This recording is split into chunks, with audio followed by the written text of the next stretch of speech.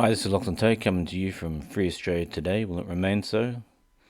Talking about climate change today. Australia's shutting down its coal and gas powered electricity stations, that is, in the name of so-called climate change, which in itself doesn't mean anything. Doesn't mean it's going to be hot, cold, bad, good. It's just become so generalised that the politics can use it for whatever means it wants to. I mean, this is whilst at the same time that China's building another 300 coal power stations, along with its already 3,092 coal power stations. We don't. We have 24. We have 24 stations, so we don't count. Basically, it doesn't matter what we do. It's coming the summer as well, and apparently, like a third world country, we're going to have blackouts because there's not enough supply. I mean, even if you accept this 1.5 degree change in weather, warming, so-called, they talk about, I mean, this is just too accurate, reporting that it's going to be exactly a 1.5 degree, and it's just ridiculous. I mean, and what's more harmful to mankind is 1.5 degrees, or shutting down the industrial complex we've all become dependent upon for medicine, hospitals, industry, cars, buildings, farming. It goes on.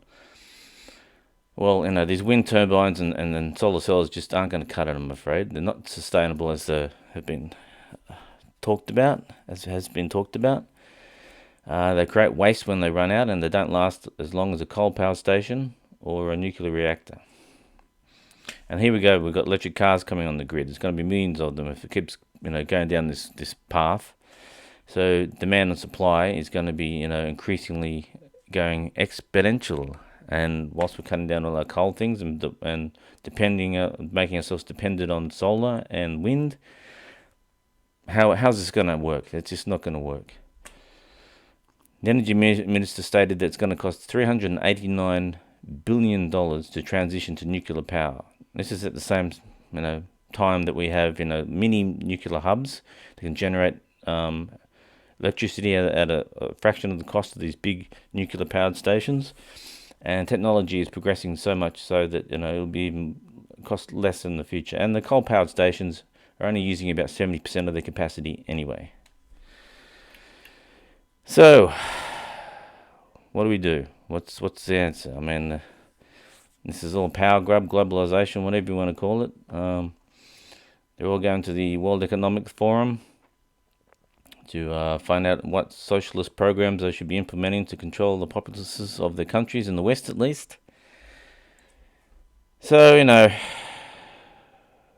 all we're going to get is overpriced electricity at the end of the day and blackouts. Thank you. This is Free Australia Today. Will it remain so? Lachlan Tate, signing off.